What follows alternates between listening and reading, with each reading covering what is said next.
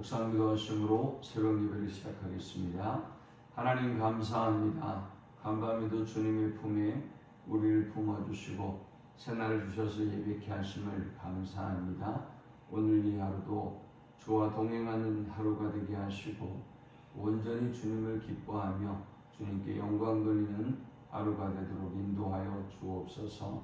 우리가 가지고 온 인생의 모든 짐과 문제들은 주께서 담당해 주시고 세상이 알지 못하는 크고 은밀한 방법들로 역사하시고 일하여 주옵소서. 예수님의 이름으로 기도합니다. 아멘. 찬송 314장 드리겠습니다. 내 구주 예수를 더욱 사랑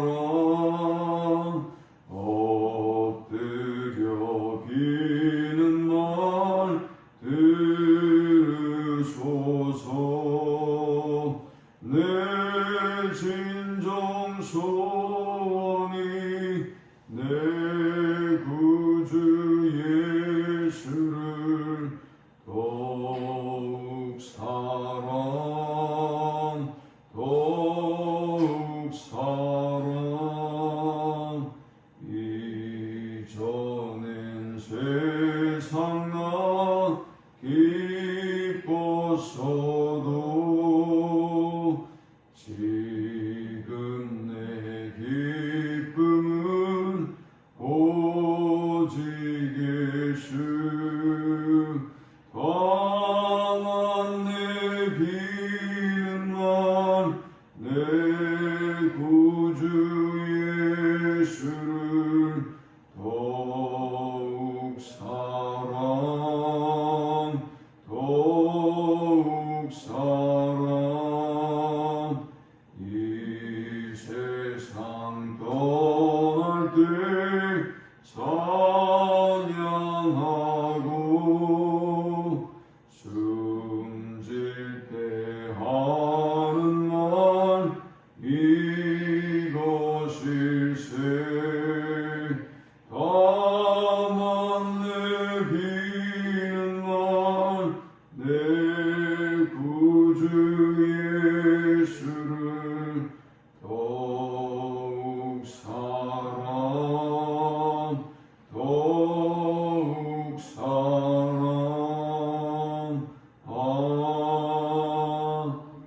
아멘.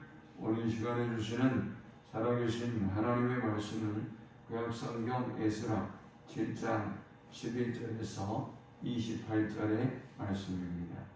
여호와의 계명의 말씀과 이스라엘에게 주신 율례학자요 학자 겸 제사장인 에스라에게 아닥사스다 왕이 내린 조서의 초본은 아래와 같으니라. 모든 왕의 왕 아닥사스다는 하늘의 하나님 율법의 완전한 학자 겸 제사장 에스라에게 조서를 내리노니 우리나라에 있는 이스라엘 백성과 그들 제사장들과 레위 사람들 중에 예루살렘으로 올라갈 뜻이 있는 자는 누구든지 너와 함께 갈지어다. 너는 내 손에 있는 내 하나님의 율법을 따라 유다와 예루살렘의 형편을 살피기 위하여 왕과 7 자문관의 보냄을 받았으니 왕과 자문관들이 예루살렘에 거하시는 이스라엘 하나님께 성심으로 드리는 은금을 가져가고 또 내가 바벨론 온 도에서 얻을 모든 은금과 및 백성과 제사장들이 예루살렘에 있는 그들의 하나님의 성전을 위하여 기쁘게 드릴 예물을 가졌다. 그들의 돈으로 수송아지와 순양과 어린 양과 그 소재와 그 전제의 물품을 신속히 사서 예루살렘 내 하나님의 성전 제단 위에 드리고 그 나머지 은금은 너와 너희 형제가 좋게 여기는 일에 너희 하나님의 뜻을 따랐을지며 내 하나님의 성전에서 섬기는 일을 위하여 내게 준 그릇은 예루살렘 하나님 앞에 드리고 그 외에도 내 하나님의 성전에 쓰일 것이 있어서 내가 드리고자 하는 무엇이든지 궁중 창고에서 내다가 드릴지니라. 나 곧 아닥사스다 왕이 유브라데 강 건너편 모든 창고지기에게 조소를 이르기를 하늘의 하나님의 율법학자 겸 제사장 에스라가 무릇 너희에게 구하는 것을 신속히 시행하되 은은 100달란트까지 밀은 100오루까지 포도주는 100밭까지, 기름도 100밭까지 하고 소금은 정량 없이 하라. 무릇 하늘의 하나님의 전을 위하여 하늘의 하나님이 명령하신 것은 삼가 행하라. 어찌하여 진노가 왕과 왕자의 나라에 임하게 하랴. 내가 너희에게 이르노니 제사장들이나 레위 사람들이나 노래하는 자들이나 문지기들이나 느디님 사람들이나 곧 하나님의 성전에서 일하는 자들에게 조공과 관세와 통행세를 받는 것이 옳지 않으니라 하였노라. 에스라여, 너는 내 손에 있는 내 하나님의 지혜를 따라 내 하나님의 율법을 아는 자를 법관과 재판관을 삼아 강 건너편 모든 백성을 재판하게 하고 그중 알지 못하는 자는 너희가 가르치라. 무릇 내 하나님의 명령과 왕의 명령을 준행하지 아니하는 자는 속히 그 죄를 정하여 혹 죽이거나 귀양 보내거나 가산을 몰수하거나 옥에 가둘지니라 하였더라. 우리 조상들의 하나님 여호와를 송축할지로다. 그가 왕의 마음에 예루살렘 여호와의 성전을 아름답게 할 뜻을 두시고 또 나로 왕과 그의 보좌관들 앞과 왕의 권세 있는 모든 방백이 앞에서 은혜를 얻게 하셨도다.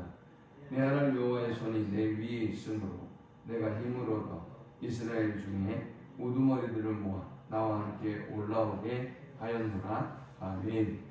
이스라엘 백성이 그들의 죄로 인하여 비록 바벨론의 포로로 잡혀갔지만 사실 이들이 돌아오는 과정을 보면 이것은 정말 기적과도 같습니다.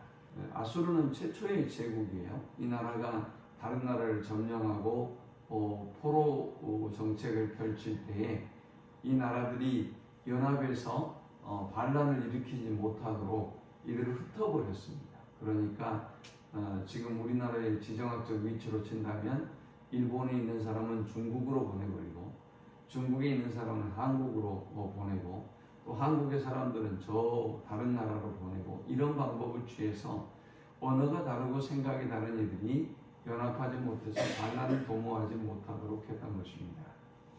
두 번째 역사적인 제국으로 꼽히는 바벨론이라고 하는 나라는 이들의 포로 정책을 보면서 이게 참 성가시고 귀찮고 복잡한 일이다라고 생각을 해서 이들은 포로들을 잡아갔어요. 그래서 이스라엘이 정복되고 난 다음에 이스라엘의 포로들이 70년간 바벨론으로 유배를 가게 되었죠. 그런데 문제는 이 바벨론 유수의 세월 동안 그들이 또 다른 나라를 정복하면 또 다른 그 형무소를 또 만들어야 되고요. 또 많은 바벨론의 인력들이 거기에 투자가 돼야 돼요. 그 지켜내야 되지 않겠습니까? 그래서 원래 그들이 생각했던 것처럼 이들을 잡아다가 그들의 노동력을 하려고 했던 바벨론의 포로 정책은 너무나 많은 투자와 관리가 필요했기 때문에 결국은 실패로 돌아가고 말았죠. 세 번째 제국인 페르시아는 이 두 나라의 포로 정책의 실패를 잘 지혜롭게 감안합니다. 그리고 이들의 방법은 이들을 다 돌려보내야 된다. 고국으로 다 돌려보내고 그리고 이들이 잘하는 산업을 일으키게 해서 이들이 내는 세금으로 우리나라가 충당하면 된다. 이런 정책을 펼쳤던 것이죠. 그래서 이스라엘 백성이 가장 잘하는 것이 뭡니까? 제사요 종교예요. 그래서 종교를 다시 부흥시키고 살릴 수 있도록 예루살렘을 재건하고 성전을 재건하는 일을 돕도록 왕이 고레스와 아닥사스다와 다리오 왕까지 대를 이어서 왕들이 협력하면서 예루살렘 성전의 재건의 역사가 이루어졌던 것입니다. 자, 그런데 이것을 역사적인 관점에서 본다면 이건 놀라운 일이죠. 왜냐하면 이스라엘 백성은 자력으로 고국으로 돌아올 수 있는 그런 사람들이 못 돼요. 무슨 재정이 있는 것도 아니고 군사력이 있는 것도 아니고 그들의 힘으로 어떻게 그 강한 바벨론에서 돌아올 수가 있겠습니까?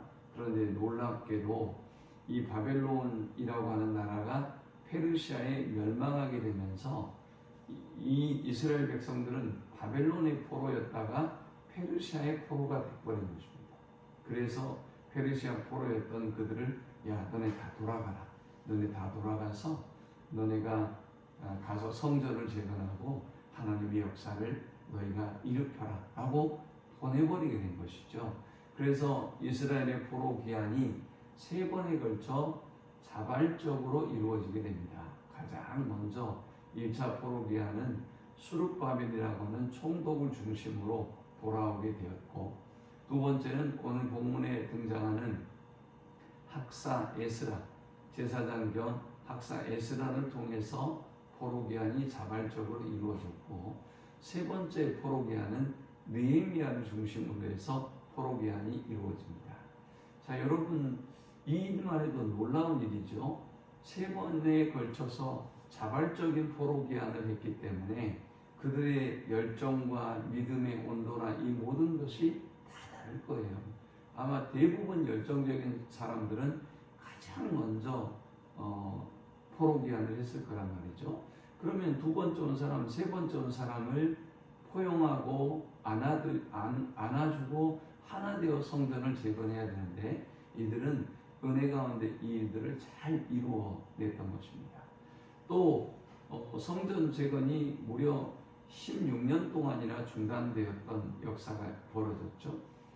다리오 왕에 의해서. 그런데 이 일들을 또 탓하지 아니하고 연합해서 이 일을 이루는 것이 정말 놀라운 역사였습니다. 그리고 여러분이 보건대 학사 에스라가 어떤 사람인지에 대해서 지난 6절에 이야기했죠. 그 다음에 오늘 본문에도 보니까 학자 이 에스라가 얼마나 페르시아 왕에게 사랑받는 사람이었다고 하는 것을 잘 보여주고 있어요. 6절에도 그렇고 그리고 12절에도 그래요. 6절에는 보니까 모세의 율법에 익숙한 학자다. 그는 하나님 여호와의 도움을 입음으로 왕에게 구하는 것은 다 받은 자였다. 이렇게 쓰고 있어요. 이 정도로 대단한 인물이 에스라예요. 또 12절도 보니까 모든 왕의 왕 아닥사스다는 하늘의 하나님의 율법에 완전한 학자 겸 제사장 에스라에게 그랬어요. 이거 누가 이런 얘기를 했는가 하면 아닥사스다 왕이 에스라를 보면서 이렇게 평가했어요. 그런데 이 사람뿐만이 아니죠. 느헤미야도 마찬가지였어요. 3차 포로기환을 이끌어냈던 느헤미야도 왕에게 특별한 총애를 받았던 사람인 것을 알 수 있어요. 자, 여기서 중요한 사실은 우리가 포로로 잡혀갔든 어떤 상황과 위치에 있든 우리는 최선을 다해야 한다는 것이죠. 그래서 세상의 사람들로부터 인정받는 사람이 될 때 하나님의 역사는 또 그 세상의 사람들로부터도 온전히 칭찬과 격려를 받고 그들의 도움 속에, 그들의 협력 속에 하나님의 역사가 이루어짐을 보게 됩니다.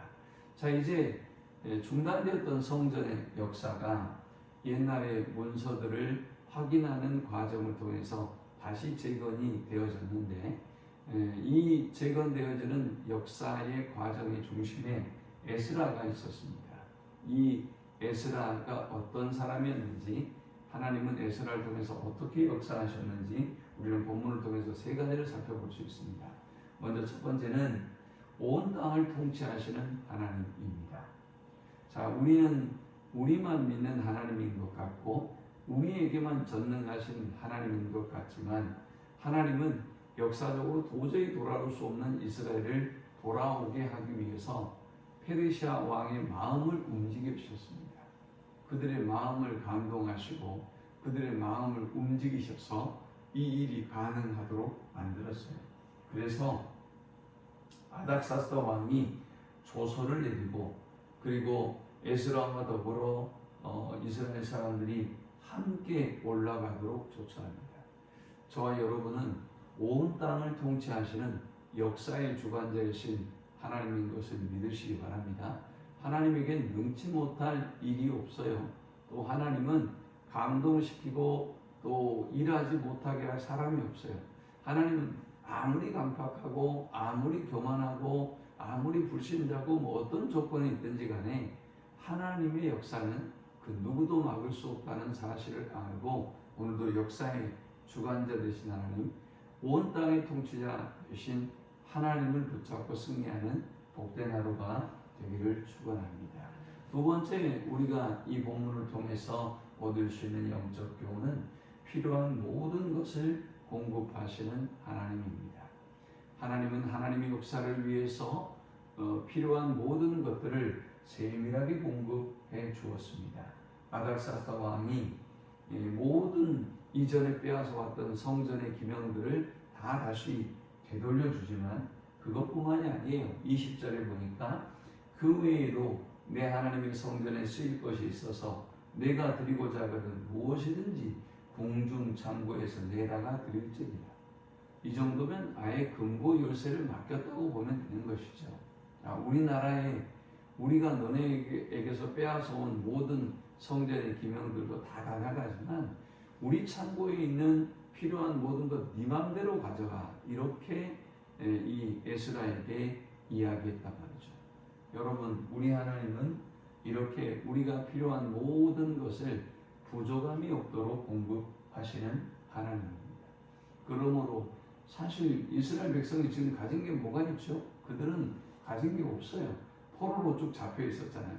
그런데 이들이 돌아오는 과정에 하나님은 빼앗아 온 것 다 가져가라, 그리고 또 필요한 것 모든 것 다 가져가라, 이렇게 공급해 주셨어요.